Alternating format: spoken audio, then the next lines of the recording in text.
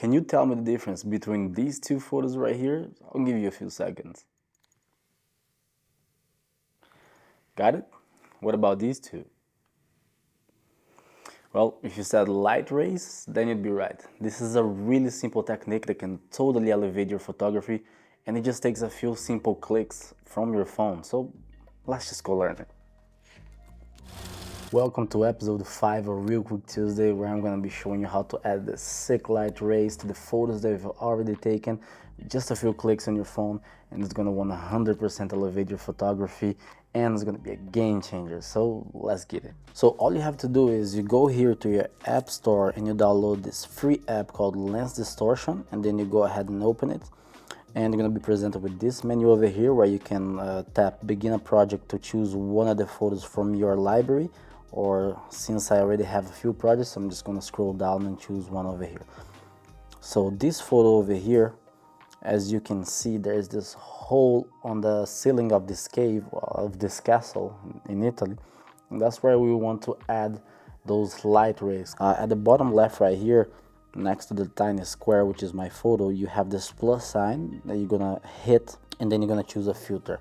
So to the right over here, you have light hits, and after you tap those light hits, you're gonna scroll to the side until you find, let's see, until you find this part over here, which is the soft lights, and it's gonna be the first one. The other ones are paid, but the first one is gonna be more than enough for what we want. So all you're gonna have to do is click, and then you see that it's gonna be added to the left top corner, which is not what we want, because we want it to be coming down from that hole over there. So all you have to do is click anywhere and just drag it to the hole over there, and just with one click it looks already fantastic. So look at that. You could be done right here. This could be it for you, but if you want, you can go in and tap again on the same layer, and then you can change the parameters of that light. So for example, you can change the brightness if you want it to be a lot brighter or less. So let's put something in the middle. You can go and you can add softness. So if you don't want it to look as hard and look a bit more realistic, you can change the softness a little bit. And the length, I always like to put a bit lengthy. The fall off, which is basically the end of the light, is going to be softer or harsher. So you see where it's going to kind of start and end. And let's see again, you have the threshold. That's very important. So the threshold is going to determine how much of the actual image that light is going to be added. So we only want that light to be added on the highlight, so that's fine right there. But if you see, if I bump it all the way up, it's gonna choose mid-tones, it's gonna choose shadows, and it's gonna be all wrong. So let's put it back down to only the highlights over there. And then you can change also the color. I'm gonna put this a little bit warmer, maybe a little bit yellow like that, just to match more of the cave.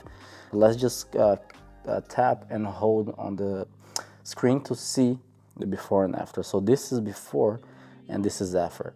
This is before and this is after. Now tell me that is not crazy. Tell me that's not change a lot in your photography. And if this is done for you, you can go ahead and you press the little check mark over there and you just export, and you got the JPEG Max, and it looks absolutely beautiful. And now let's do another example that I have over here. This photo right here we took in a cave in Milos, Sarakinico Beach, and it's already a great photo, but again, I think we can enhance it with some light rays. So let's go add those same light rays over there that we just added before, and we just add one of those soft light rays and drag it to the position. In this case, you can see that the light's coming inside the tunnel, because you can see my shadow. So we're just gonna drag it here where I think it is. Let's just change some of these parameters. Let's make it a little bit brighter.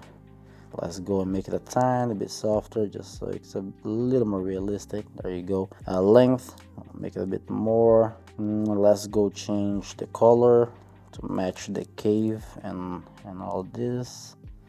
There you go. Yeah, maybe let's put it a little bit softer. Just maybe a little bit like that.